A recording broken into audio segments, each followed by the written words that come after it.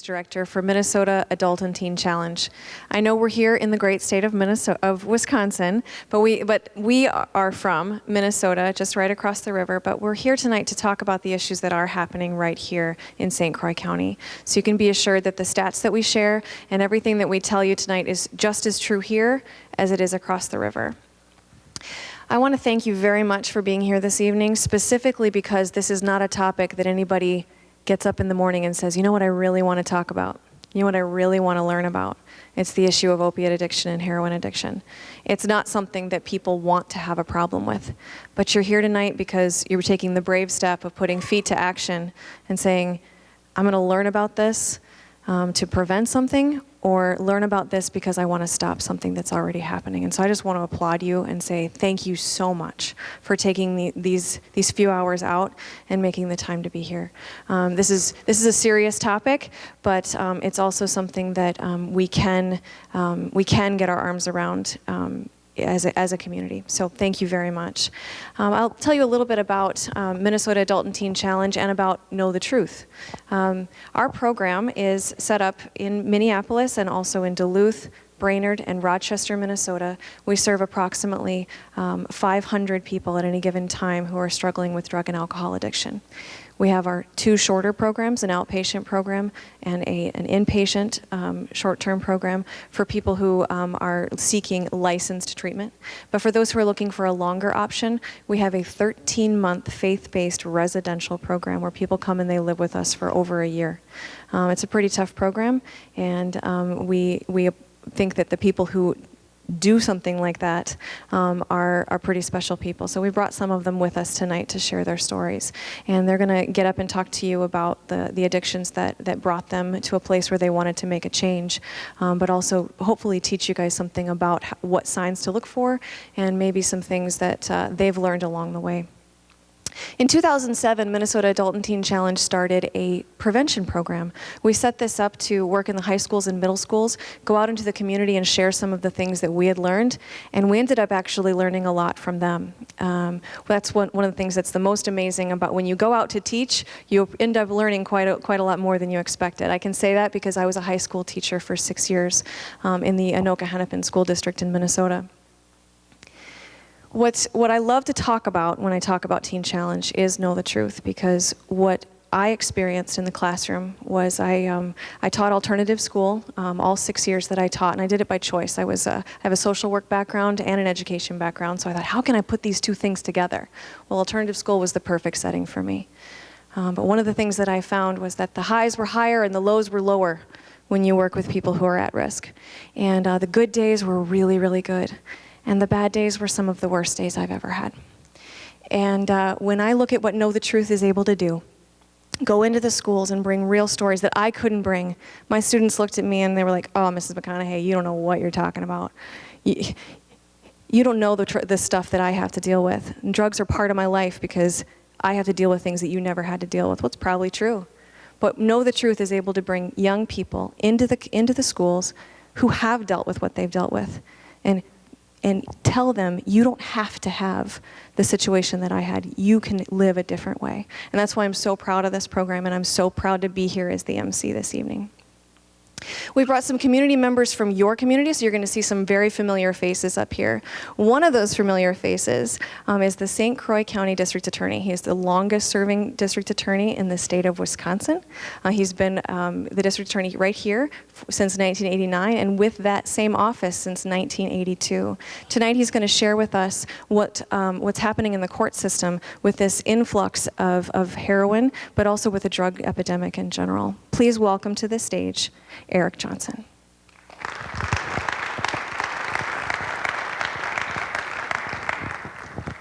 Thank you. I'm going to just talk about a few things here. Like I said, as I was introduced, I've been a DA for a long time, been a prosecutor for a long time, and over those 32 years, we've seen different drugs come in. About 10 to 12 years ago, meth was a huge area here, or a huge problem here, and there's some things that we tried that worked and some things that didn't work. But what I can say about dealing with this problem in this community is there's a lot of assets or a lot of facets to dealing with it, and a lot of ways, effective things to do that we've learned over the years. These are very effective. Of course, education, treatment is a strong component of everything. And but one of the things I want to address tonight and talk a little bit about, and like I said, I'm not a treatment person. I believe in all these things, but my background and my experiences with law enforcement. And law enforcement has a crucial role to play in addressing the problem here in St. Croix County. Now, when I say that, I'm not saying that we should be putting everybody in prison and that we should be filling up our courts with these cases, but law enforcement does have a strong role to play, and we saw it with the meth area. When we had meth, we had a very active and effective drug task force. It was led by a prosecutor in my office. We had a variety of investigators from the municipalities and sheriff's department, and we targeted the dealers and the people that were bringing the drugs in. And when it came to users, what we would do is try to get them into the system so they could get help.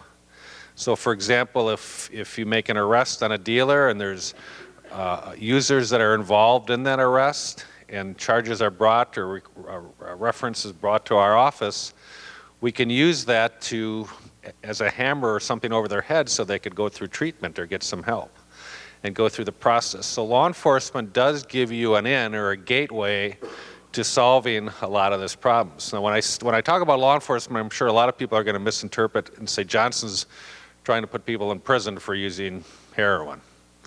And that's not what I'm advocating here. I'm saying law enforcement has a real role in it. Now the problem that we have and that a lot of the municipalities have is resources. I have the same number of assistant DAs that I had in 1989. A year and a half ago, we had a full-time drug prosecutor that was funded by a Byrne grant. We lost that prosecutor, so now the drug cases are spread through a variety of lawyers in my office. I know, I've talked to Marty, I know the Hudson Police Department needs a full-time investigator, drug investigator, that resource or funding issues they're not able to do. So there's a lot of, or he's trying to work on. Marty, you can correct that if I'm saying it, but we had a meeting about it today and we talked about it and the resources aren't there. And so when people talk or politicians talk or people in elected office talk about dealing with this problem, enacting laws is important. Of course, treatment is important. There's a lot of things that are important. Education, of course, everybody will agree. Those are the easy things to agree on. But I want to just inform you that law enforcement has a role in solving this program. But the problem is it costs money. It costs money for prosecutors. It costs money for law enforcement. It costs money for people to go through the system.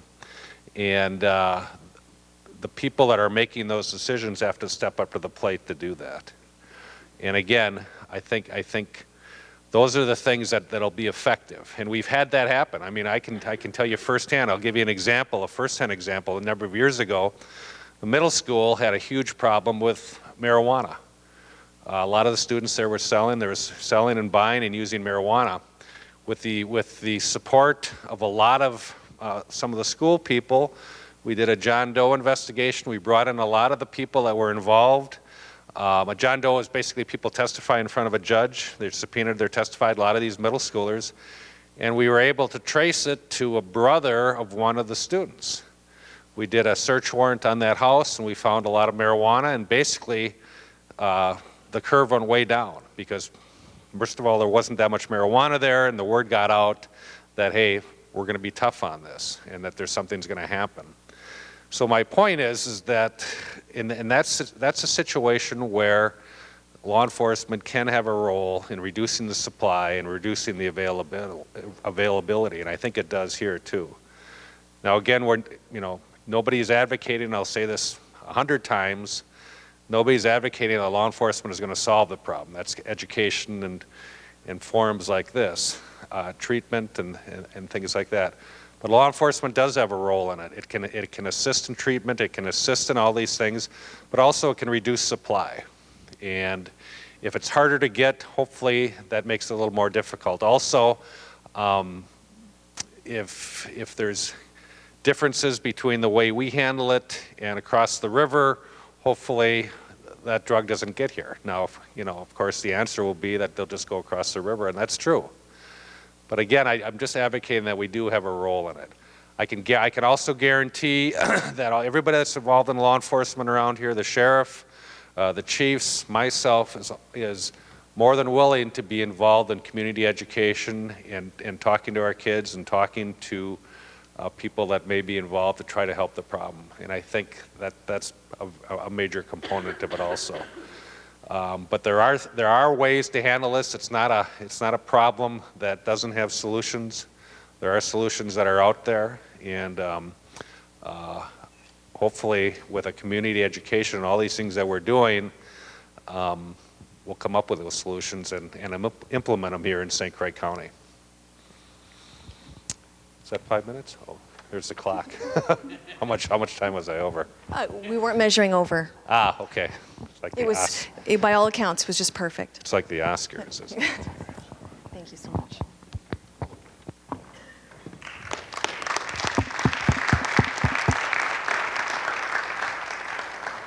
I have a few announcements for you that they handed me. I wanted to make sure that we say thank you to some very special people.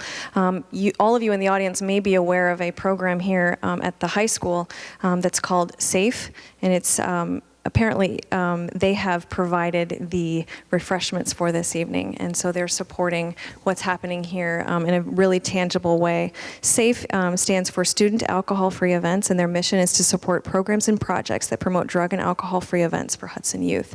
And I just think that's a really applaudable thing that's happening. I also wanted to let everybody know that River Channel was prearranged to record this, and they're going to show it later. So if there's any questions about why there are cameras here, that's something that we want the rest of the community, even those who cannot be here this evening, to benefit from the information that's going to be given tonight.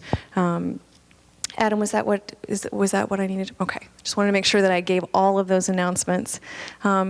Next, that we're going to hear from someone who has their finger on the pulse of the issue on the streets. One of the things we know is that law enforcement can sometimes feel the effect of something before anybody else does. They know before parents that someone has gotten in trouble. They know before anybody else that certain drugs are on the rise.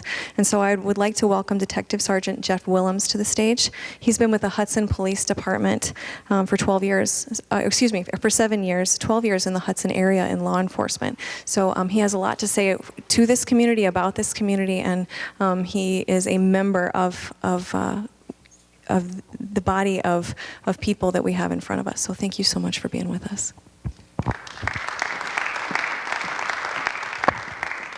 Thank you. Thanks for having me.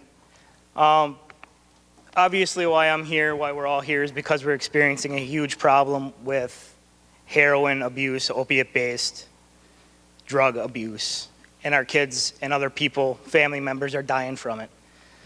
We're seeing an alarming rate of deaths in this area for our population. We've had 7 in the last year. That's unacceptable. So I applaud the efforts of the Minnesota Adult Teen Challenge and the Know the Truth organizers. This kind of stuff is where it starts.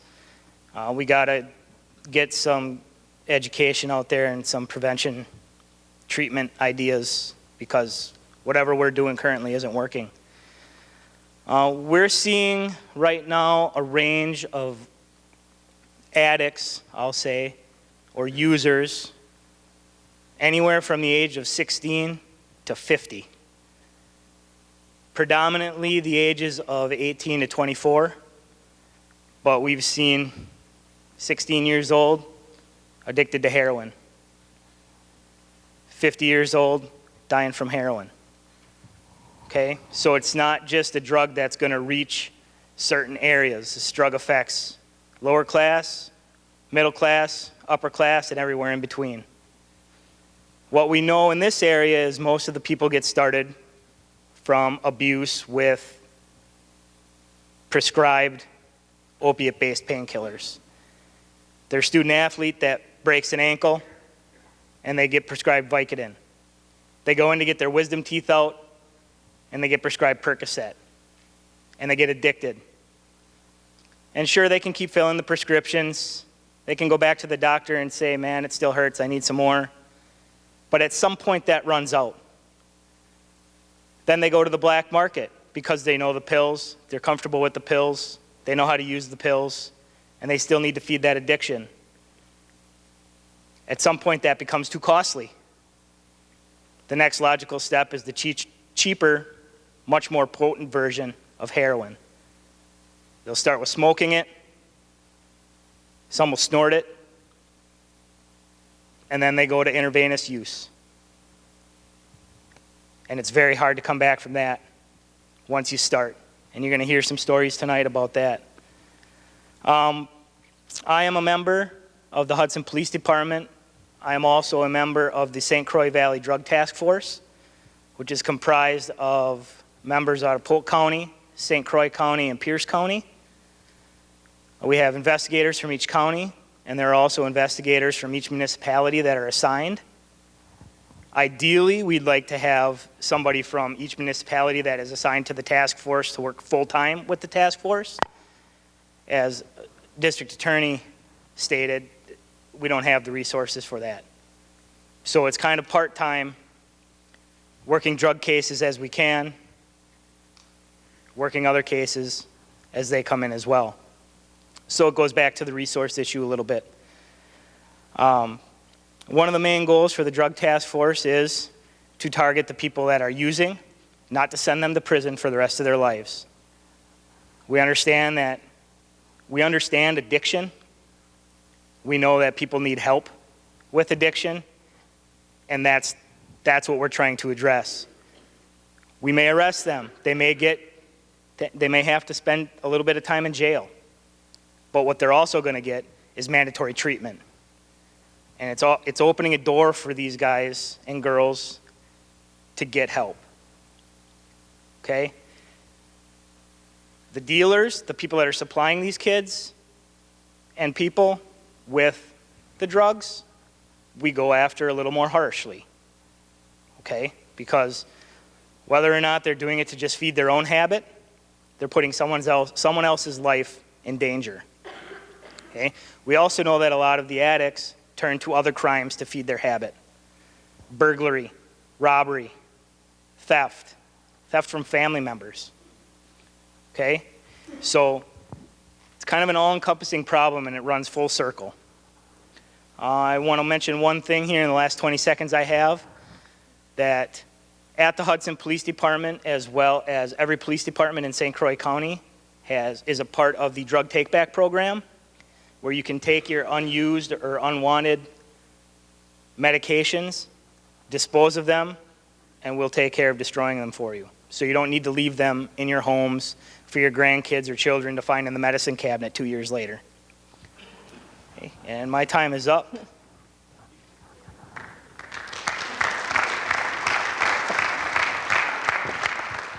You may be thinking that you want to hear more from these guys, and I promise that you're going to be able to. What I'd like for all of you to think about is, if you have questions throughout the evening, don't lose those. You know, I think sometimes I sit and I listen and I'm like, oh, I had such a great question. Don't lose that question. Write it down if you have to. We're going to bring everybody back up at the end on a panel discussion, and I'm going to moderate that and hopefully make it go pretty quickly, but we're going to try to get through as many questions as people have this evening to be able to get all of the information that you feel like you need. So if what you're hearing up here from each individual speaker isn't exactly the information that you needed from them tonight, store that up. We've got it for you. We know that there are individual issues that need addressing all around the room. I told you earlier that we were going to bring some personal stories up here, some of the clients in the program at Minnesota Adult and Teen Challenge. And the first speaker that we have tonight is Callan. Just on a personal note, this is a guy who says yes to every challenge that I've ever asked from him. And so I really appreciate him coming up here. One thing that is really difficult, and sometimes when you sit in an audience, you don't realize maybe how hard it is to come up here and share the details of your life. And so I just want to say, let's applaud the speakers who are sharing their personal stories before they even share, just for getting up on this stage. So let's have a round of applause for Callan. Thank you, Betty. Good evening, folks. My name's Callan. I'm 25 years old. I grew up in Milwaukee. My troubled path through life kind of started at age 5. My mom passed away from cancer, and shortly after that, my dad remarried into an abusive relationship, both physically and emotionally abusive. And that went on for a number of years. Through a series of events, I ended up going to a boys' military academy, and was very bitter about the whole situation and made a decision to start using drugs and alcohol right then and there. Started drinking and smoking marijuana at age 13. By age 14, I was using Vicodin and prescription-based opiates. That kind of progressed all the way through high school. My dad worked hard to provide for a family of 5 kids and a wife. He was a principal, and in turn was my high school principal. So my degree of hiding my issues from my dad was pretty severe. I took things to the limits and had to hide them pretty well. My drug use kind of continued on from there and progressed. Through college, I started to find the higher milligram prescription-based opiates like Oxycontin and the high milligram Percocets. Those drugs seemed to handle all the issues for me, but they were expensive. In time, I eventually found the less expensive, more effective method, heroin, and I started using intravenously pretty much immediately for the best effects. And my drug use caused me 2 overdoses from heroin, but those didn't impact me nearly as hard as finding my brother lifeless. He was gray, ashy, blue lips, pretty much gone. And I took it to the point where I called the paramedics, and they arrived as well as some police officers, and I still had drugs upstairs. I went upstairs, I used the drugs, and that's when I made the decision to come get help. I looked at myself in the mirror and was really confused as to what I was doing. I was lost, and I really realized it at that point. My brother was downstairs dying, there were police officers nearby, and here I was using drugs. So with that decision, I came up to Minnesota Teen Challenge, Adult and Teen Challenge, and I've been here for 10 months now. This is the longest I've been sober since I've been 13 years old. And through this program, thank you. Thank you. And I'm starting to get my life back, my family back, all my friends back, all the bridges I burned, they're all coming back around. And I really thank you guys for being here tonight, and I appreciate it.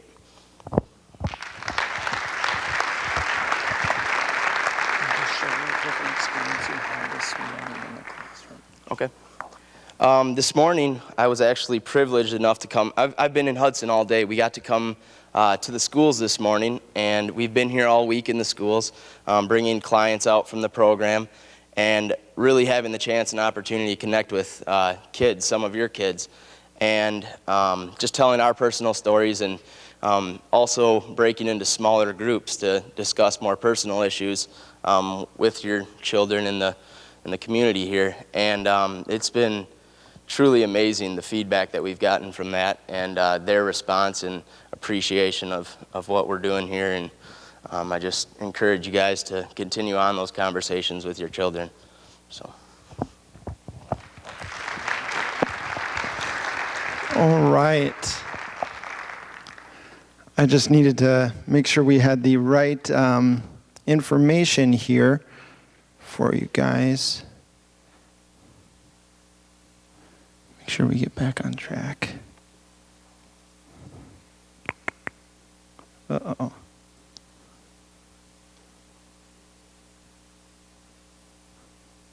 There we go. All right.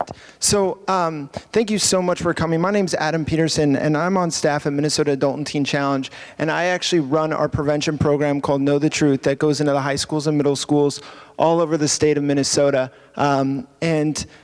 We also come into Wisconsin. We've been in Somerset. We've been now in Hudson. We're in Hudson all week. And we were approached, or we kind of reached out to your community last fall. And we came and we had a meeting with some of the school administrators.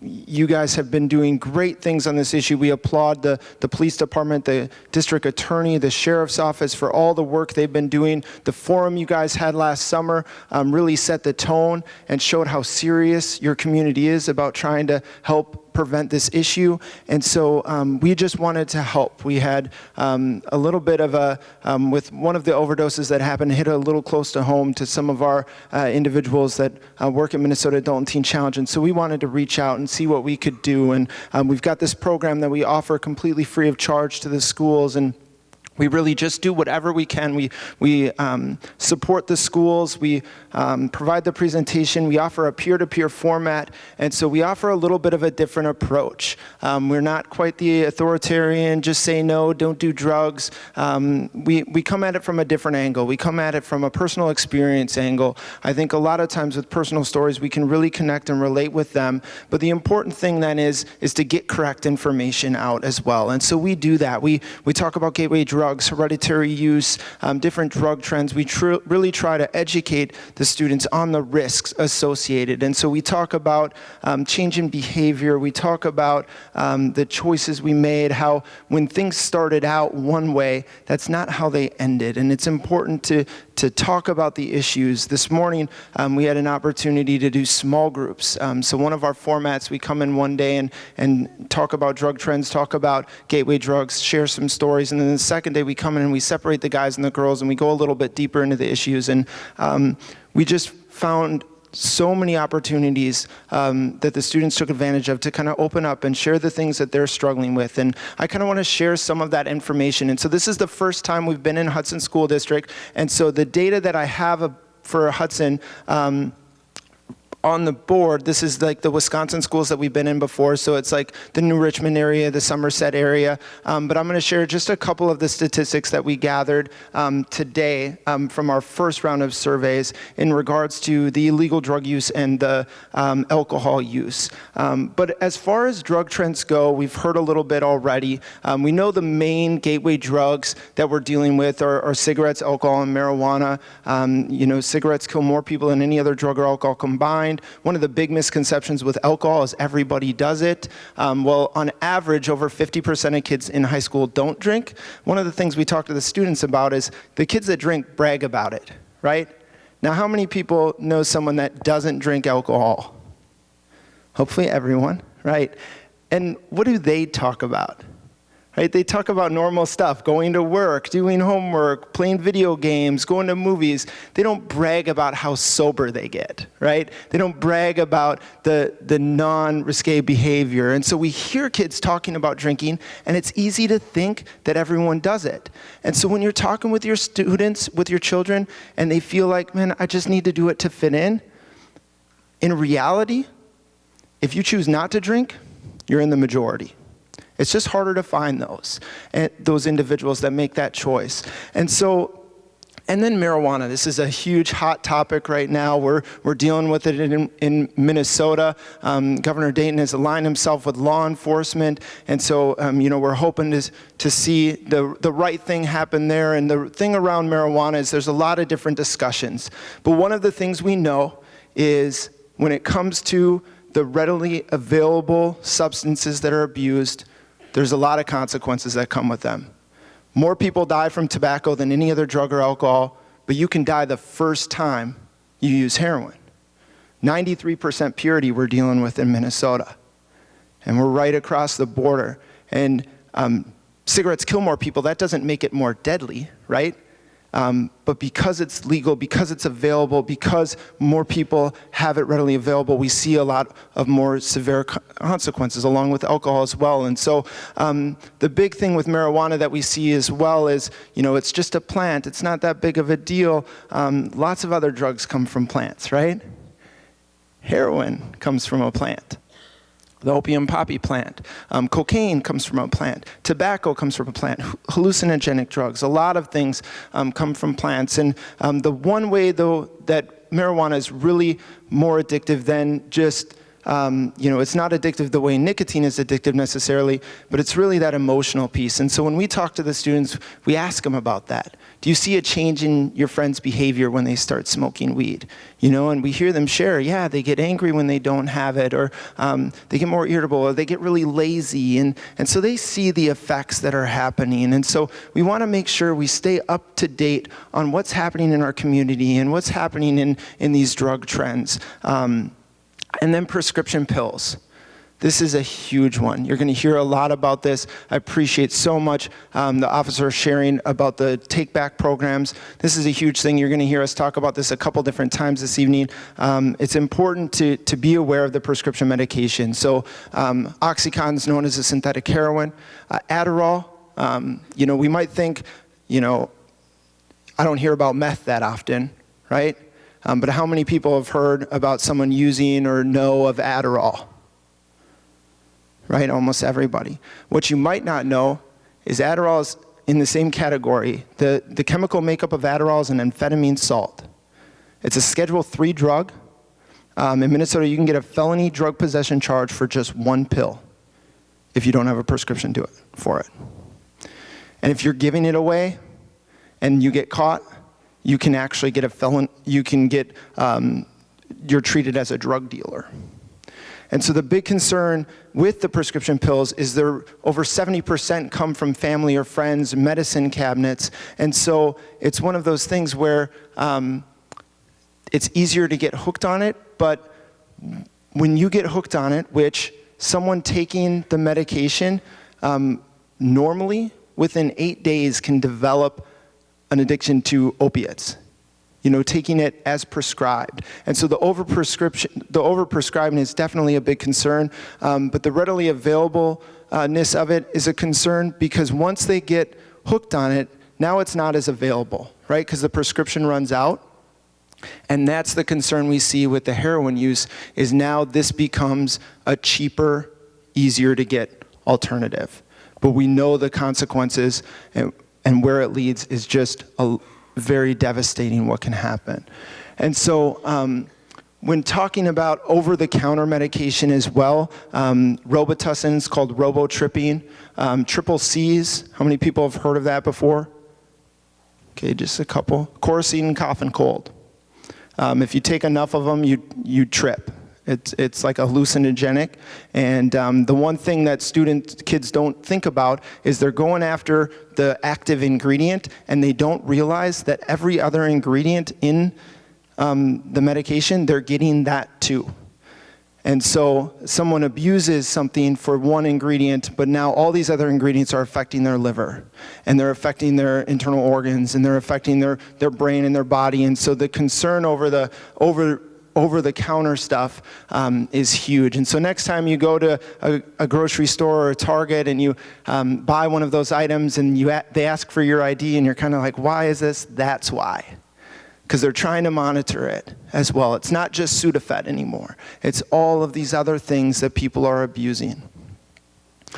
So these are just a couple things. Some of you might be familiar with the bath salt or K2 conversation. How many people are familiar with these substances? Okay, great. Well, that is terrific that you're aware of them. We had a huge issue with these in Minnesota. I know there was some issues across the border here in Wisconsin as well. I'm not sure exactly. Maybe the district attorney or the officer can kind of speak to where it's at right now in Wisconsin. I know that in Minnesota, these are out of the head shops. These are illegal. They're not able to be possessed or sold. It's in head shops or things like that. Amy Klobuchar, one of our senators, kind of put a kibosh to those things. And so, but just so you're aware, these substances act as if synthetic other drugs. And so, like the bath salts, these aren't, for a night home alone, relaxing evening in the bath, right? These are things people are consuming. They're like synthetic cocaine or synthetic meth. And then the K2, it's marketed as synthetic marijuana. It's not anything like marijuana. It's a stimulant. So marijuana is a depressant. The K2 is a stimulant. It actually increases your heart rate and increases all those things. And so kids think they're getting this one high, but in reality, it's totally different. Some drinking. We're going to hear from a representative from MAD in a little bit, and she's going to talk more about the alcohol trends and things along those lines. But just wanted to kind of draw your attention to some of the things. The big binge drinking is a huge issue. 58%. Today, we haven't entered it into our computers, but based off the surveys we received today, which was about 120 of the 10th graders and some 11th graders, 58% of the kids are using alcohol. Or have used alcohol. 19% have used illegal drugs.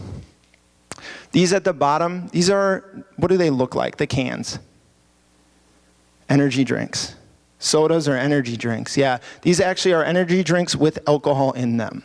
I went through Minnesota Adult and Teen Challenge. I've now been sober for almost 6 years. I was an alcoholic, and I had these when I was living with my parents after I lost my house and lost my career and my job. My parents didn't want me to drink. They didn't know I was drinking at the time, and I had these in the fridge, and they had no idea that they had alcohol in them. So just being aware of things like this is important. So the prescription pills, the OxyContin is known as a synthetic heroin. It's a huge issue. A lot of times it gets marketed as a safe alternative. So Wisconsin high school stats, 21% reported using illegal drugs. 75% of users abused marijuana. 50% of users abused prescription pills. 25% abused hallucinogenic drugs, ecstasy, acid, things along those lines. And then 2% of users have experimented with heroin. 48% reported that they have drank alcohol. 25% of them drink 3 or more times a month. That shows they're a weekend drinker. That shows that there's kind of a habit. That's why we gather that information. And then 48% of students reported they had drank, or 10% of males and 25% of females fell into the class of binge drinking. So 4+ drinks for males, 3+ drinks for females. And that's normal for females to be more heavier on the binge drinking than males. Some other stats, the big reasons why they choose not to use. This is why you're important. You being here is important. You have an influence. 85% of the students, the reason why they don't want to use is they don't want to run into this guy. They don't want the consequences. They don't want the felonies. They don't want the drug charges. They don't want to be picked up by the police. But 81% of them, they don't want to disappoint you. They care. And so we're going to talk a little bit more about what you can really do to kind of help with that issue as well. After having Know the Truth in their classroom, these are the 3 influences that our presentation has. Learn that it could happen to them, started using, ruined my life, and then they learn that drug abuse ruins families. So here are some different reasons for guys and girls, what can kind of lead to use. And in a minute, I'm going to call up Joe is going to come forward and share his story. He's from New Richmond, and his mother's going to share right after he's done sharing. And he's going to talk a little bit about, what got him into it and some of the ways he hid it from his parents. As well, and then you're going to hear his mom's side of the story, and they're going to be up on the panel. Here are a couple of the main reasons why we see people get into this stuff. The media, the influence the media has, and these are interchangeable, right? Like guys can have concentration issues, guys can be influenced by media, but these are kind of the way we see it kind of mesh out a little bit through our small groups and through the research that we do. Lack of confidence, boredom, covering up an issue, whether there was abuse or a divorce in the family, they look to use to substitute, to hide those feelings. Stress, rebellion, concentration. The prescription pills, these aren't the kids using prescription pills aren't the kids getting kicked out of class. They aren't the kids getting D's or C's. These are the kids that are passing, that are getting A's and B's and high achievers, because the drugs are marketed as a way, the prescription pills are marketed as a way for them to perform better. So some things to look for, and at this time I'm going to call Joe up. He's going to come up and share his story with you guys. He's currently in the long-term program at Minnesota Adult and Teen Challenge. Will be graduating soon. He's going to share his story. I'm going to have these parts of the slide up just so you can kind of pick up on these in his story, but then also just be thinking of people in your life that you know that have been through addiction. I think you'll see how these things associate with the choices they've made. So let's please welcome Joe.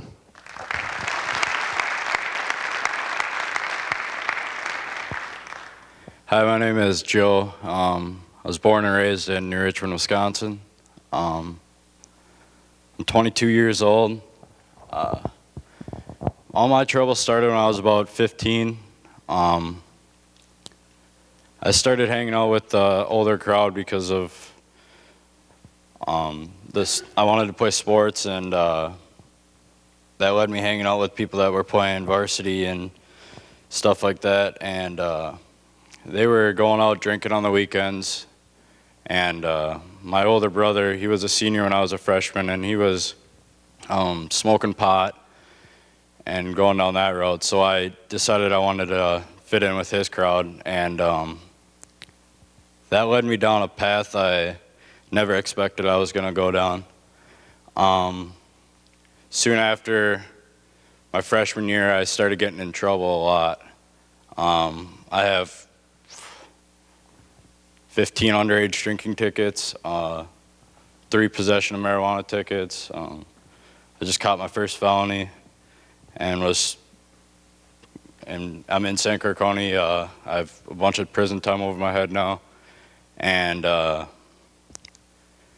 that just from being 15 and trying to fit in with my older brother, and it led me to move on to other things other than just drinking and smoking pot. I found myself, started dabbling into prescription pills, Percocet, Oxycontin, and soon enough that wasn't enough to get the high I needed anymore. I was always chasing something more, and so then I would start mixing them.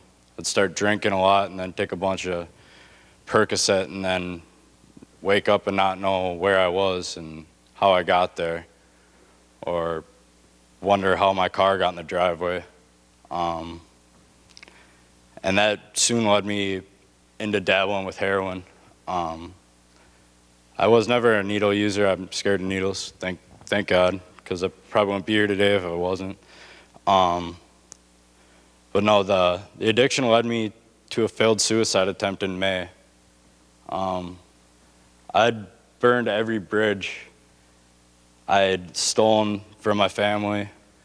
I brought my little brother, who's just turned 18, down that same path that I was going down, and I took all that on my shoulders because I felt like I was the one that showed him like my other brother showed me. And that, to have that on my heart really hurt. Some of the things I'd done, my mom was diagnosed with lymphoma, and she was getting pain pills, and I'd steal them just because I wanted to get high, and that's twisted. So I would always, I knew my mom was going to catch on, because she'd seen that I was changing. The way I was acting was different. I was stealing, I was driving drunk, going to jail, calling her, asking her to bail me out. So I thought if I just lived at my dad's, I would, fly under the radar with her and get what I needed from her, but live at my dad's so I had somewhere to stay. It got to a point where she had no other choice but to kick me out. And she had to kick me out because of the crimes I'd committed, and she tried everything with me. I had already been through treatment. She took me home and said, this is the route we're going to take, and I was like, yeah, that sounds good. While in the back of my head I knew, no, I'm going to continue to get high. I just have another place to stay. And it took, when I got out of jail, I called her and she's like, your car is packed, ready for you to go. I was like, well, where am I going to go? And I had nowhere to go, so I thought there was no other choice but to commit suicide, and that's the road I led down. So I'm going to welcome my mom up right now, and she's going to tell the story from her end. So if you could welcome her.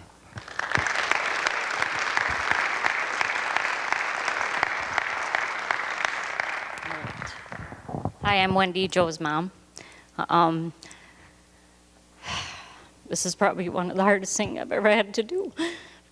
But I was one of those moms, I never even knew what marijuana looked like. And Joe's younger brother got in trouble at school. They called me, said, this is what we found. I said, I have no idea what that is. And they said, that's marijuana. I was like, I wanted to be the best mom.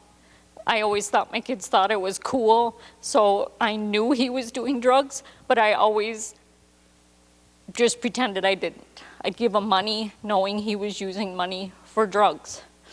But I never experienced drugs, never grew up in a family like that. I didn't know what to do. I would lock up the drugs I had at my house. My boys were taking my blood pressure pills from me, and I just hid them in my car, or I would take them in my purse, take them into work with me. That was my way of dealing. If I do this, they're not going to find them. But they always did find them, and I would get up 3:30 in the morning, pick Joe up at work. I would take him to work. I felt everything I could do for my kids, then they would quit, you know, doing drugs or misbehaving. But it never worked. It got to the point I did what I could for Joe, and I had no choice. My husband and I were constantly arguing. It was to a point that, you know, he believed in tough love, and I couldn't do that. These were my kids. It was to a point, you know, he didn't know if he could stay, because he hated to see my boys treat me the way they did, and I just took it. It came to a point one day, Joe overstepped my boundaries. I didn't know what to do. He went to jail. I refused to go pick him up. He called me. He said, you coming to get me? I said, no. I mean, I couldn't stand to say that, but I can't do this anymore. I packed up his bag, his car, drove him, gave him all of his prescription drugs that I had of his, because I monitored what he took.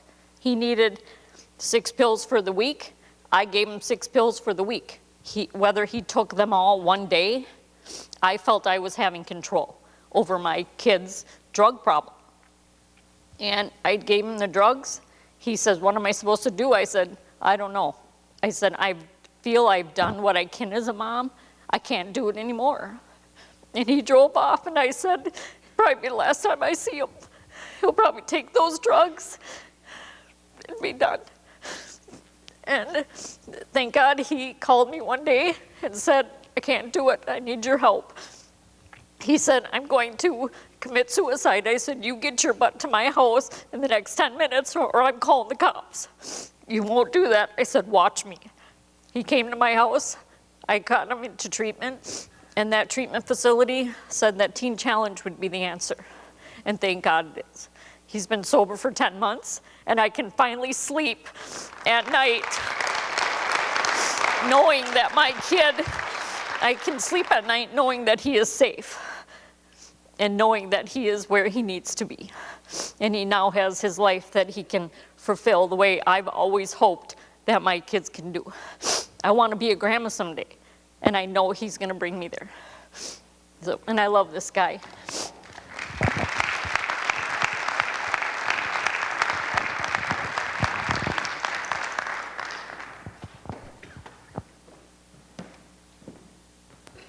Thank you both so much, and I just want to reiterate, can we just do one more round of applause? The personal stories.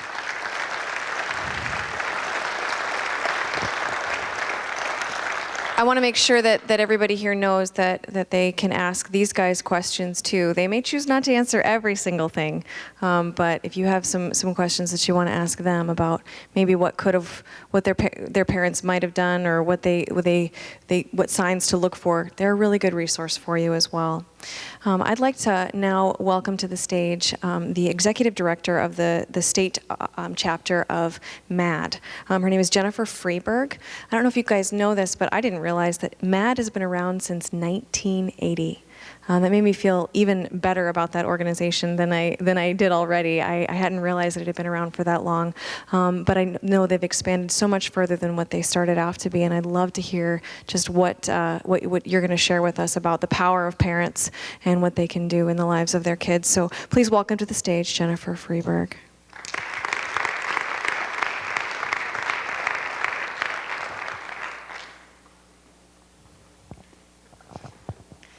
Here's this part, and this will.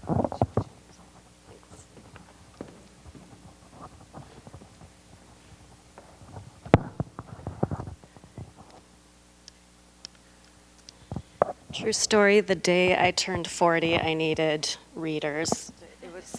And ever since, this has gone downhill.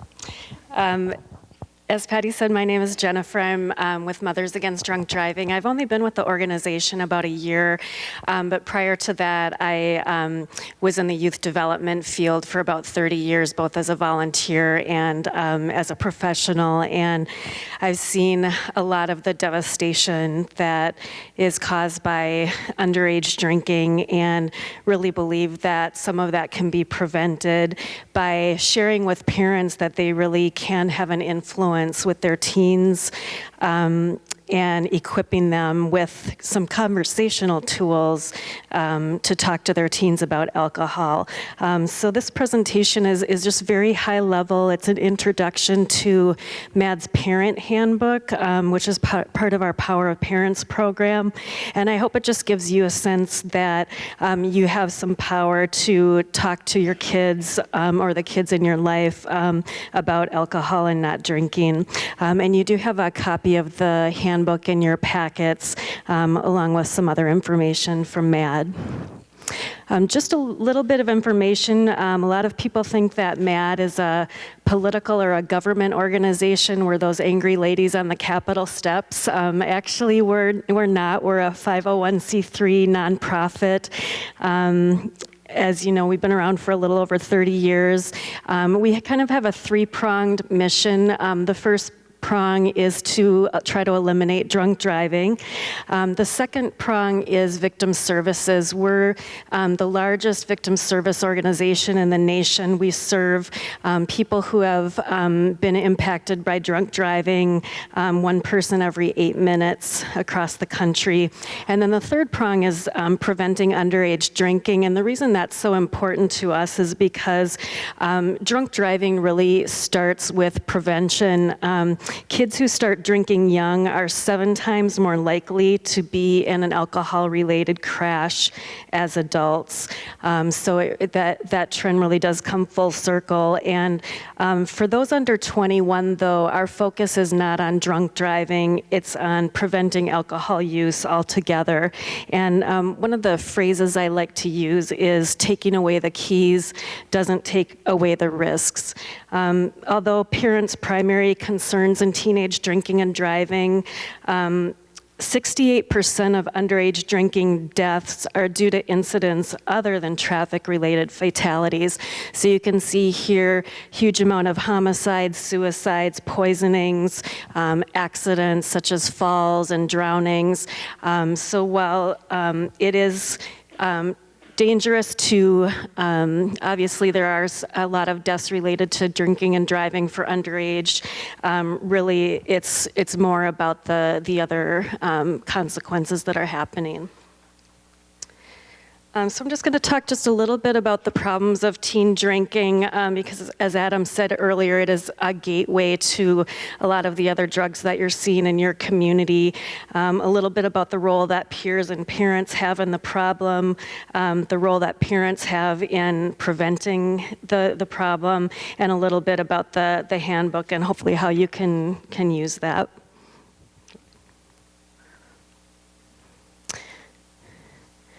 A little bit about the problem. As we all know, in this community, we have a lot of concerns about the things you heard about earlier tonight, heroin and marijuana. Alcohol is still the drug most commonly used by youth. More than all illicit drugs combined, it kills about 5,000 people each year. Drug use often starts with alcohol, as Adam said before, and it's often used in combination. So even though my focus is on teen drinking, I think you can take a lot of the tips and information and apply them to drug use as well. Just some other statistics: about 30% of 8th graders have tried alcohol. 1 in 6 teens binge drink. What I find interesting about this is only 1 in 100 parents think their teen binge drinks, so there's a huge disconnect there. Over 2 in 3 teens try alcohol before graduating high school.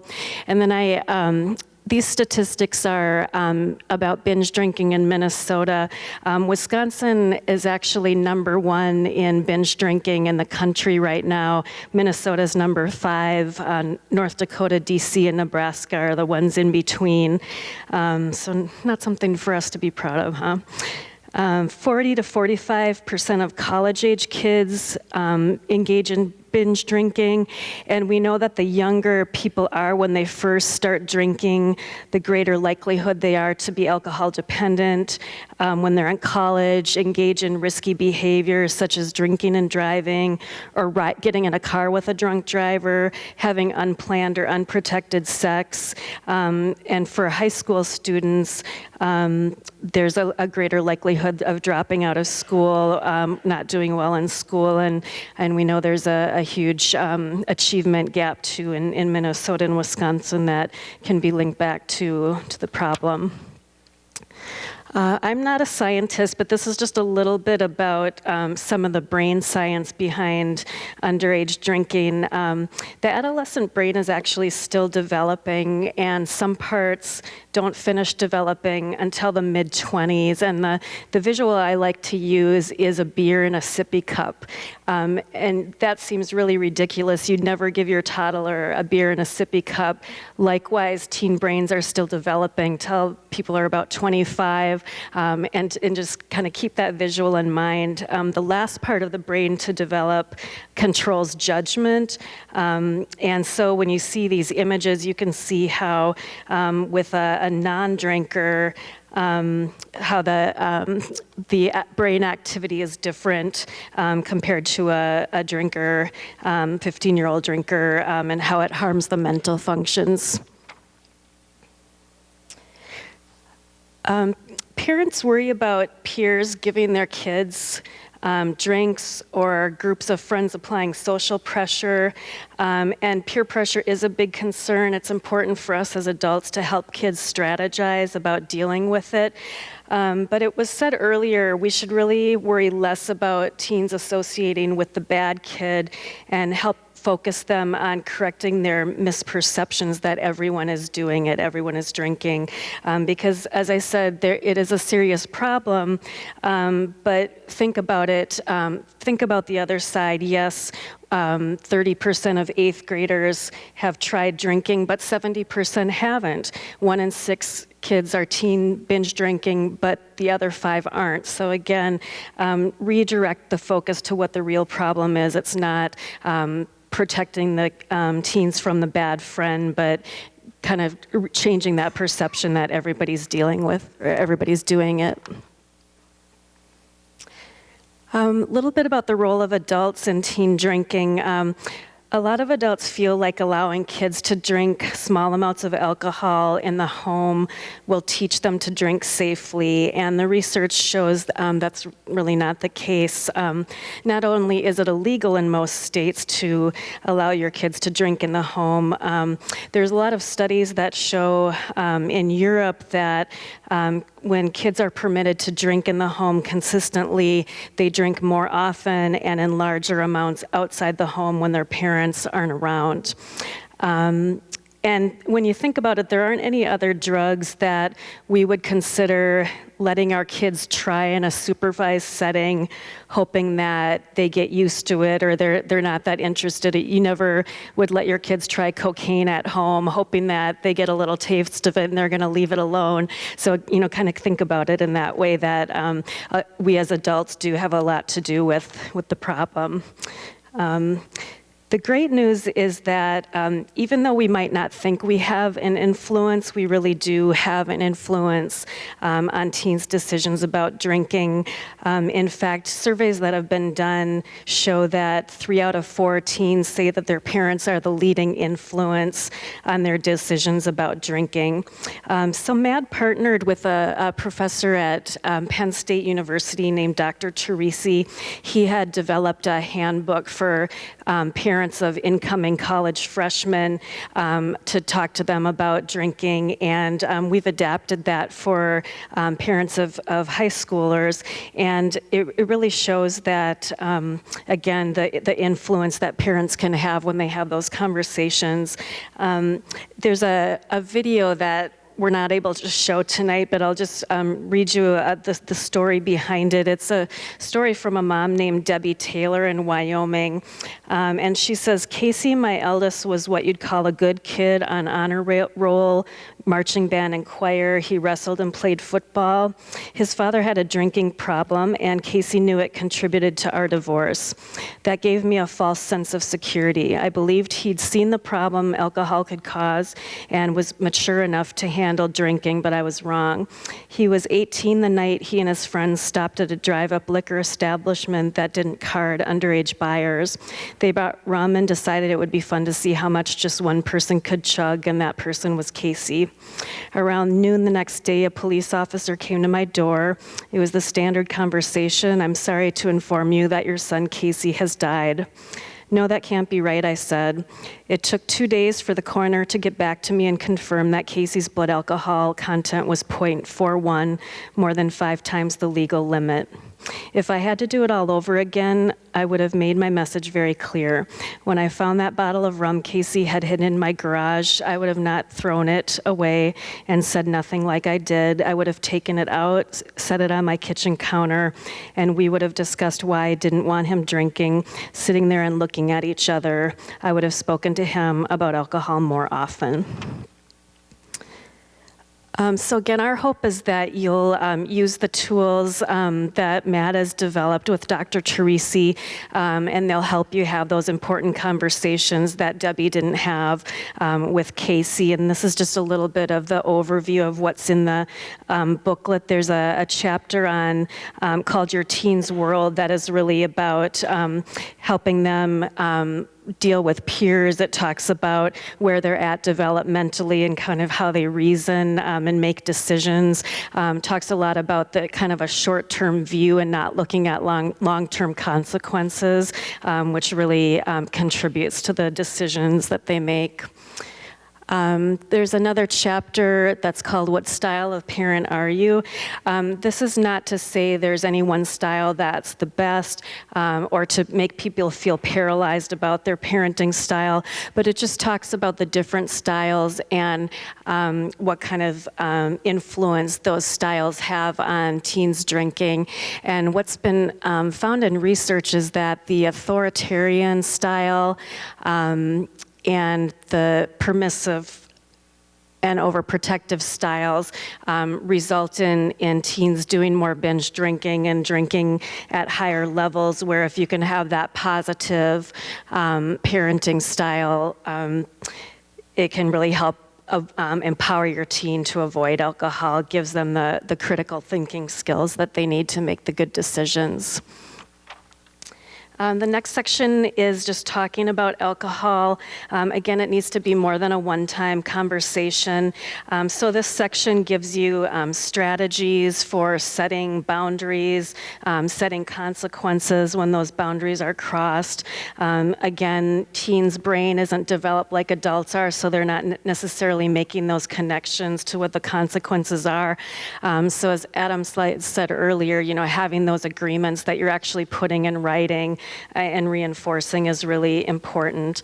This section of the handbook has a good piece too on, well, what if my teen asked me, well, did you drink when you were a teen, and what should you say about that? So there's good information there. And then the next section is about helping make good choices. There's some great one-liners to empower teens when they're faced with drinking by their peers. One thing we like to remind people in this area is that it's illegal for teens to drink alcohol, but also Minnesota has a not a drop law, which states that it's a crime to drink and drive any amount. So there's a lot of repercussions in terms of driving restrictions, having your license taken away, what happens then down the line when you're trying to apply for colleges and get a job, et cetera, that are good to talk through with your teens. And then also just making a plan with your teen if they're not the one drinking, but they're faced with a situation where they have to get in the car with somebody who's been drinking, and having a plan for how to deal with that. I'll just kind of breeze through this. This just is a little bit about the research behind the handbook, showing that the groups that had the parents with the handbook talking to their kids going into college, the kids drank less over the weekend than the families who didn't have the handbook and have the conversations throughout the year. And so when you think about if it was this effective with which college freshmen, then in high school, the kids are at home. We already know they've said that parents are their greatest influence, so hopefully it will be even more effective. So again, I know this is really fast, but I just want to encourage everybody to take the handbook and read it. We've got tip cards for you. We've also got a little booklet for teens, and just start talking. It's just starting the conversation, keeping it going, having them know that they can come to you and problem solve with you. It's really a gift that you can give them. And I thank you.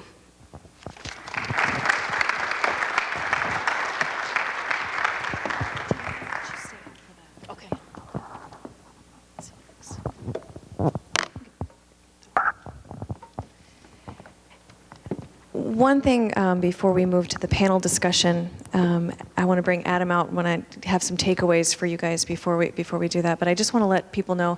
I know one thing that was always very important to me as a teacher was when I went to something like this, do I get CEUs for it?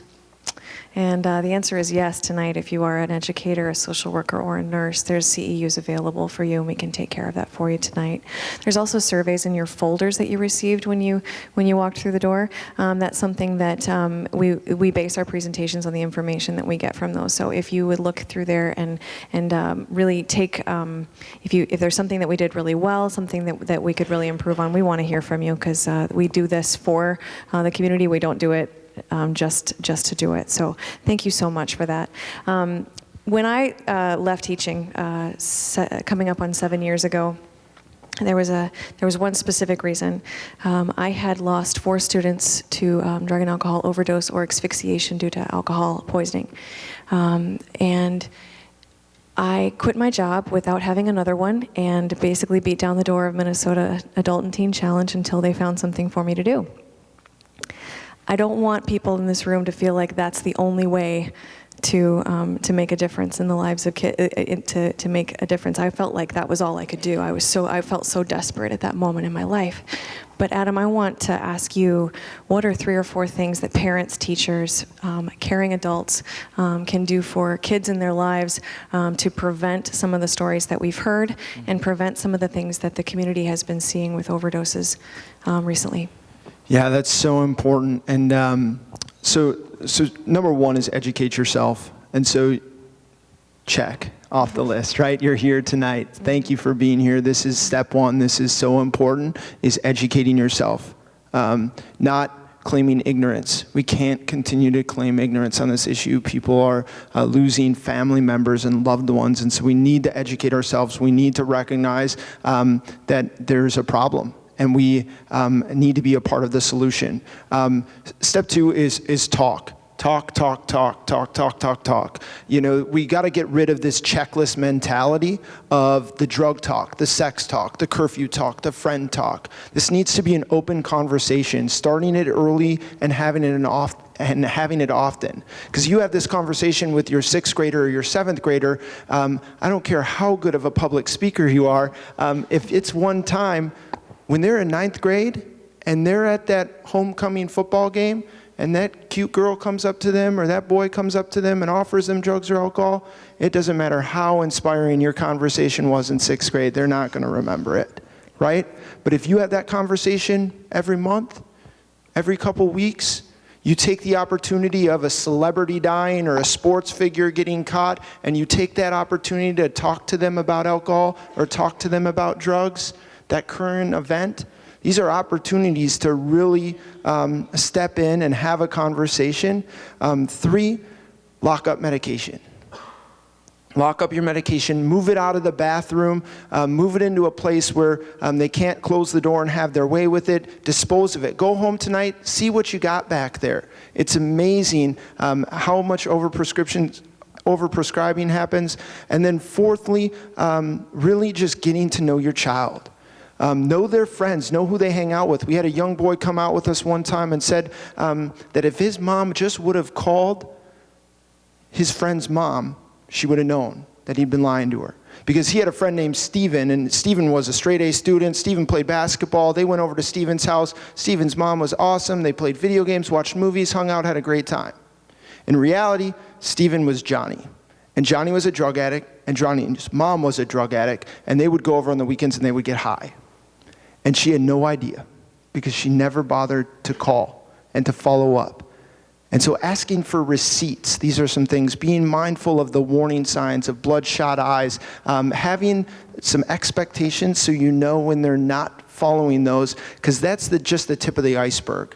Because this doesn't start with someone just getting busted by the cops. This starts with someone having issues in school, declining grades, quitting sports, changing the way they dress, changing their friend groups. These are the things that can lead to a behavior pattern. And so it's important to be aware of all those things. Thank you, Adam. I want to invite all of our participants back up onto the stage if we can have them. And I'm just going to clarify one thing on Patty's announcements. CEUs are available at the Know the Truth table out front. And so you just sign up. We'll get those CEUs to you. Board of Social Work, Board of Education, and Board of Nursing.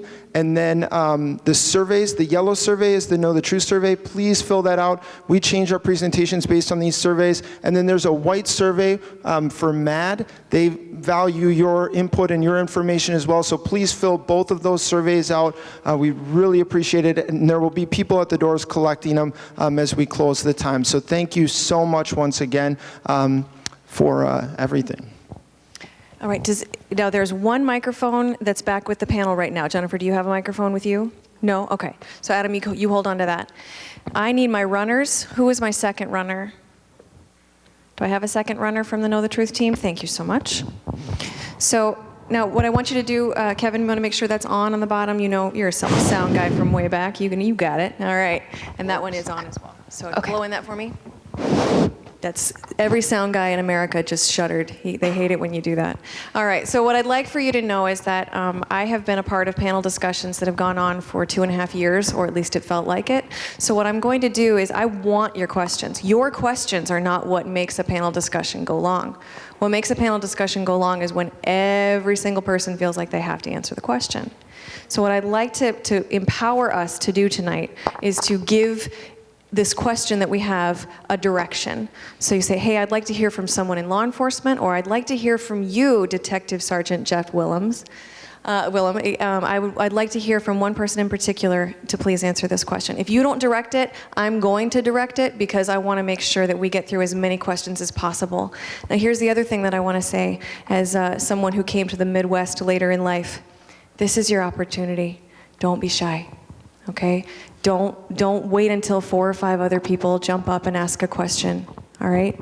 Take the opportunity right now. Be the first one, I dare ya, okay?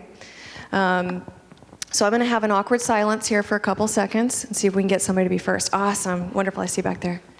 I don't have a question, just a comment. With everything you read in the paper and the problem we have, and 1,600 kids in high school, you would hope this place would have been over full.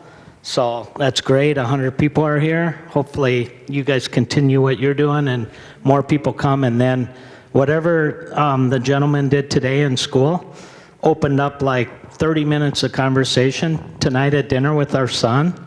And he was like, wow. I mean, it was unbelievable. He's 17 years old, so. Any conversation is great if they're 17. Yes, thank you very much. I know we have another question right here. I have a 14-year-old, and I was looking at all the warning signs, and I have a son who meets almost every single one of these warning signs, but I also know that he's dealing with some mental health issues right now, too. And so I'm trying to be an educated parent, but also know that I just took him off of Concerta. And so I'm wondering, I just don't want to be the blind mom who takes her son off of a medication because I know that I'm working on with his mental health, but then miss out on, do I think that he might be self-medicating, finding something else? Okay. And just, so. I'm gonna direct that question to Adam because it does sound like a prevention program related question. And I'm gonna just maybe, what do we do? I'm gonna rephrase it maybe just to be even broader than what she said, and I want you to go as deep as she went. What about the fact that so many of the warning signs are teenage behavior, or they can be attributed to so many other things? What do we do in addition to looking for warning signs to make sure that we're seeing what we're seeing? Right, so one of the warning signs is like rebellion or change in behavior, and that's just teenagers sometimes, right? They don't like you sometimes. They're angry, they're mad. And so it's definitely the pattern. You want to look at the pattern. You want to, ask more questions than just how are you doing? Why are you feeling this way? Or, probing kind of deeper a little bit to see if there's some underlying issues. The interesting thing about the medication piece is something that a lot of times we don't realize is for every narcotic, there's a non-narcotic option. And so this isn't, the doctors don't talk about this that much, but there are non-narcotic versions of these medications that can be possible treatments. And so if you're looking to get someone off a medication like that, now at the same time I want to be very clear, medicine under the care of a doctor and under the prescribed amount does amazing things. It does. Medicine is needed at times because of chemical imbalances. So it's important to just be open with the doctor as well and open with your child and talk to them with the doctor in place. Like, we don't want a pattern of behavior to be developed and addiction to be developed, but we definitely want to take a look at other options and just monitor and ask your physicians as well. They have resources to kind of provide to you. But again, that pattern of continuous behavior is important, because if they just rebel one weekend, it could just be they had a bad day. But if it's continuously, there's an underlying issue there. And I would really encourage you to stay and maybe give us a little bit of a broader story there so that we can kind of help maybe direct you to some resources in your area, okay? How about another question? Right down here, Kevin. Phil Donahue moved a lot faster than that. I'll run next time. I know Hudson, or St. Croix County rather, has a drug court program, I guess. What level of, and how severe are those people, I guess? And is there some earlier interventions that could happen? And then two, what kind of success are you seeing with the people that go through that? I think we know that's for you, Mr. Johnson. Thank you. Yes, St. Croix County has a drug court. I think we've had up to 25 people in it, or that's the max, I guess. And we're at about 16 right now. The condition, there's a variety of conditions that have to be in place before you can get in it. And the primary one is you have to, basically you plead to the charge. The charge is held open, you're placed on probation, and during that course of probation you appear in drug court. And there's a variety of conditions you have. One, of course, is to stay clean and you're tested. They meet every Wednesday. There's a number of things a person has to go through. If they're successful, and there's a graduation ceremony, and the charge is dismissed or the charge is reduced, one of the two. So those are the basic ingredients of it. There hasn't been a recidivism study on it yet, so I can't say how many people that are in it we don't see again. It's fairly successful. We've got a committed judge that's working hard on it. My office is involved, law enforcement, human services. There's probation is involved. And I think your other question is there a way to get involved in it earlier, I believe, or something to that? An earlier intervention. Earlier intervention. Well, that's what I was talking about with law enforcement being involved. So for example, if we have a situation where a case comes in and maybe it's not a drug court qualifier, but it's something else, we can put a person in diversion. We have a diversion program and then have them go through a variety of conditions. So there is ways to do it earlier, but again, the unfortunate thing for us to be involved is somebody has to commit a crime, or they have to be involved in drugs, and possession of drugs is a crime. But that's our gateway into it. I see someone in the middle and I see someone in the back as well. So if he's next, then let's have the woman with the lovely orange scarf after that, Kevin. She's in the very middle. So the gentleman in the red hat. Okay, thank you. The gentleman from New Richmond, what was your name? Joe? Question for you. Appreciate what you're doing, and your mom deserves you to be a better person. So, how hard was it for you to get heroin?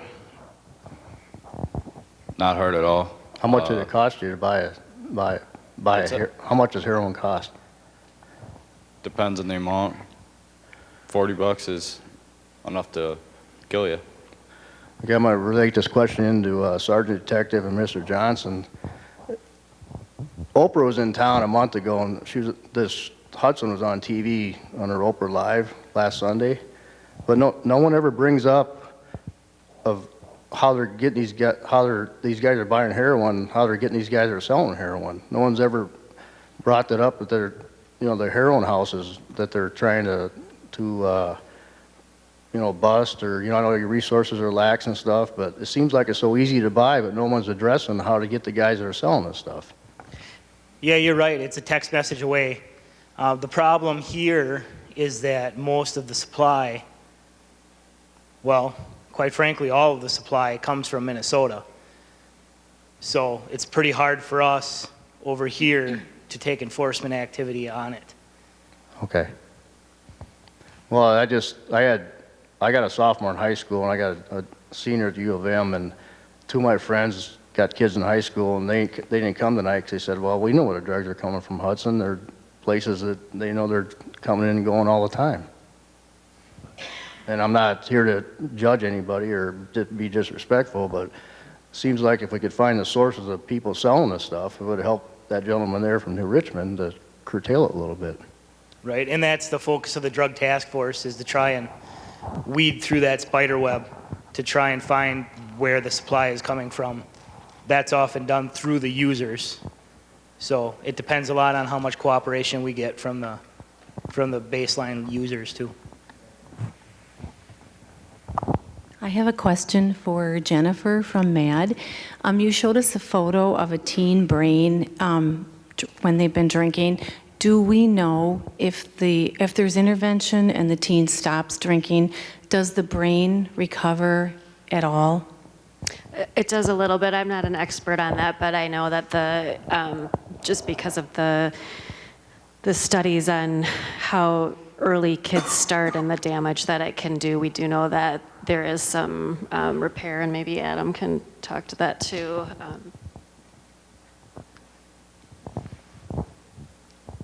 Yeah, there is. It's one of those things that when someone starts using drugs and alcohol, there are studies that show that their brain development kind of halts at that point too as well. And so that's why a lot of times, in treatment we see, immaturity is a big thing. You get someone that's 25, they started using when they were 14, their brain kind of started developing, they stopped developing then. And so it's a big concern. So it takes a lot of time to regain that. And the thing is we all know about tolerance, and tolerance kind of stays the same, and your body remembers those things. So even if someone goes back to drinking, so they stop drinking, 17, but then they go back when they're 28, their brain and their body remembers the use from in high school. And so that's why it is so important to kind of have that, 21 mark, because for girls it's like 23. For guys, our brain doesn't stop developing until like 28 sometimes. We're a little bit slower there. So it's so important to kind of try to monitor that stuff, because it can cause permanent damage as well. There's a I'm on my question way. down here. I know, she's coming. Probably be faster for me to get to.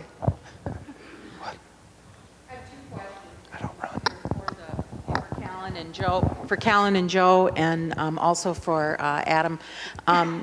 What, in terms of our community, in thinking back in your going home to Milwaukee or in Richmond, what would help you in your recovery in the community? What kind of support do we need to develop here that would help our kids in their recovery? And then secondly, what, from your point of view with Know the Truth, what are the kinds of things that you've seen be successful in the communities where you've worked?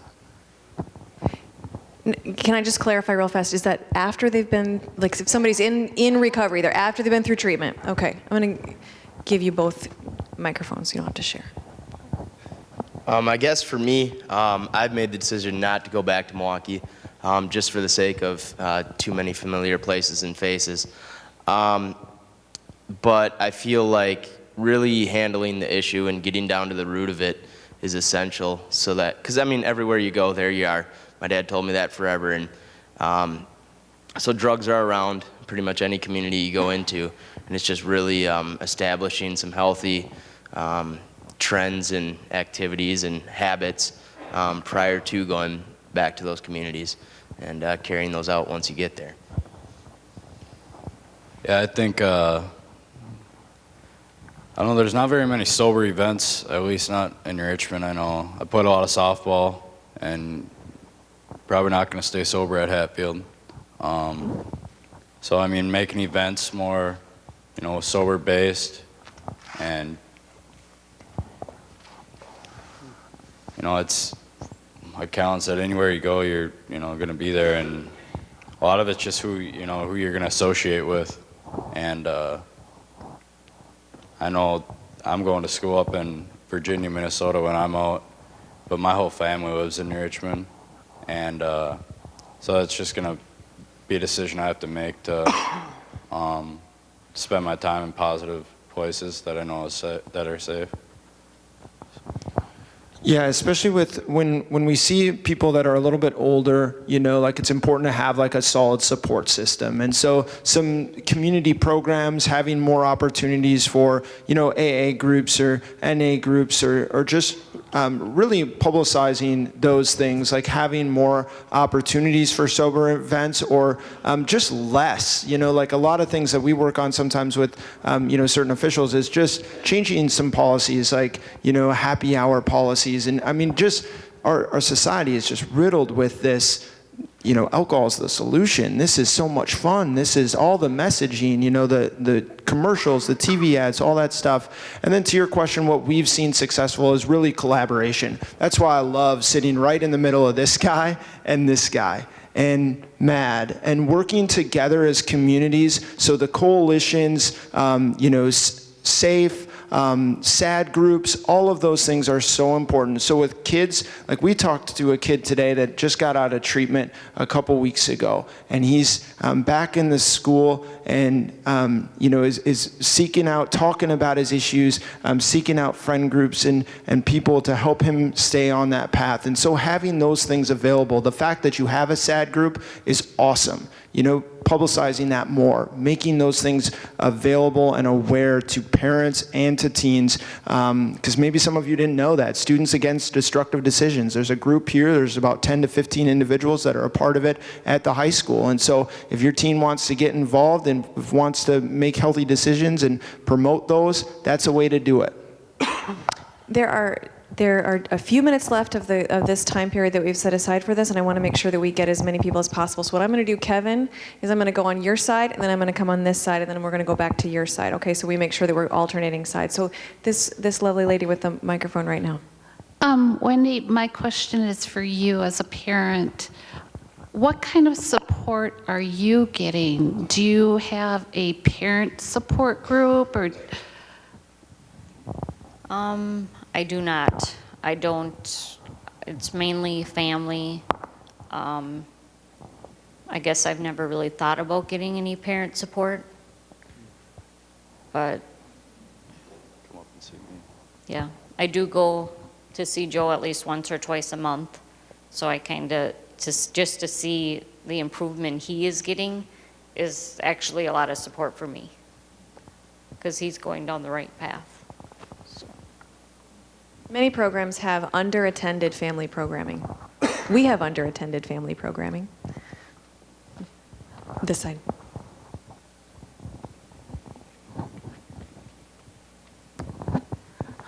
I've heard a lot of, maybe for lack of a better word, catchphrase, he has an addictive personality. I've heard a lot about predictions for people predisposed to it, maybe genetically, or perhaps family circumstance, but I haven't really heard tonight if there is anything behind a personality profile that might make one more susceptible to become abusive to alcohol or drugs or not.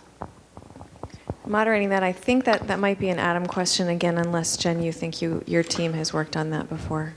Yeah, so what you're saying is to like a predisposition to use. Yeah, so there is definitely there is definitely a piece to that. So at Minnesota Adult and Teen Challenge, we look at the underlying core issues, but understanding, and kind of utilizing the disease model as kind of a metaphor where this is something that needs to be treated, and there is a predisposition. There is. So like family history of addiction plays a role. There's chemical imbalance, there's predispositions. There are, the terms you use like an addictive personality. There are a lot of different variables. And so we know that just because someone's dad drinks doesn't mean they're going to be an alcoholic, right? But environment is a huge, huge part of this. What a kid grows up seeing, this is the behavior they're learning. And so that's a big part of it, but also there is a predisposition. I didn't start drinking until 3 weeks after I turned 21. I graduated high school at 16, college at 18. I had struggled with depression in high school, but the minute I tasted alcohol, a switch was flipped for me. Were there emotional issues? Yes. There were these things that I had covered up. However, I believe that I have a predisposition, to alcohol. And so there is definitely a role in that. There's kind of both sides of the fence. We know that, there is a choice involved here in behavior, but we also know that there is a pull from the chemicals in our brain and in our body. This is directed to the law enforcement officers up there, you included, Eric. You said during your presentations, each of you, that you think you could be more effective in this combating this issue, but you were denied access to resources. And could it be that if you allowed these additional resources, it would make a huge difference? And I wasn't in the room when you made your case for the additional resources, but if you could share with us maybe why you were denied those resources from the various governmental entities. Thanks. In October, we made a budget presentation. The sheriff made one for a data collection analysis. Basically, all these phone records and these records come in. That's beyond the expertise of a lot of law enforcement to put together, to figure out where these calls are coming from. And that was denied. The board denied that. But what was frustrating is I had put in for a drug prosecutor. We lost a grant a year and a half ago, and so we don't have a drug prosecutor anymore. And what better time to have one than now? And that vote went down 10-8 for the board. There was 18 board members there, and the vote went down 10-8, despite some fairly strong arguments made and some strong factual arguments made. And what was discouraging about it, and I'll say this publicly, is I live in North Hudson. All 4 of the Hudson board members voted against it, despite some of the citizens from their districts arguing passionately for this, and that it would make a difference. So that was real frustrating for us. We're going to be trying it again, and we're going to keep pursuing it. But to lose by 2 votes and to have the entire Hudson, all 4 board members vote against it was real frustrating. And I'm not sure they were really listening to. Everybody's a fiscal conservative. Nobody can take that mantle away, but sometimes there's a balance that needs to be done, and I don't think that balance was made. Did we have another question on this side? Oh, back here, yes. She's in the red. This isn't a question, but a couple of references have been made to the St. Croix County Pharmaceutical Take-Back Program, which is an extremely successful program now in St. Croix County. I invite you to pick up one of the bags on the back table here, which explains exactly what you need to do, where you drop off your drugs, and how to do it. And hopefully take more than one, give them to somebody else, but we have to clean out those cupboards and get rid of the stuff and properly dispose it at one of the law enforcement drop boxes in our county. Thank you. I wholeheartedly agree. One of the things, I think the fact that you all are here probably is a pretty good indicator that you wouldn't feel squeamish about getting rid of those drugs because someone might become addicted to them. There are people, however, who believe, well, my kids will never do that. Well, it may not be your kids, but it could be your kids' friends, and so it's worth doing. But also, those drugs don't belong in our water supply, so they cause harm to us in other ways through the water supply. So even if that's the way that you approach your neighbors and friends to get them to get rid of those drugs out of their cabinets, they know they can't flush them down the toilet anymore, so they're just holding on to them forever. There's another way to do it. That's good enough reason right there to get rid of those drugs, to make sure they don't get in our water supply. Kevin, that's just not narcotics. That's all prescription medication and stuff. And so that's not just the narcotic medication. All those medications are important to get rid of and clean Is that also out. expired over-the-counter medications as well? Is that something that you, or do you know? Ma'am, they take everything, Tylenol, vitamin pills, anything. That was my assumption. It assumption. doesn't have to be prescription, it's over the counter, cough drops, whatever it is. Don't put anything in the trash or flush it down the toilet. Wonderful. And that expired piece is huge. We know milk expires, right? You go in the fridge, you pull it out, it smells bad, or you taste it, but a lot of times we don't realize pills expire.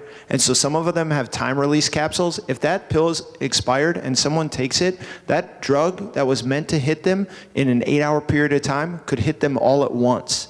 And so check the expiration dates. That's a huge misconception, is they'll last forever. Adam and either Jeff or Eric, outside of MAD and SAD and the school district that has put this meeting together tonight, what are some other things that you've seen a community do that would help to educate the parents and the students?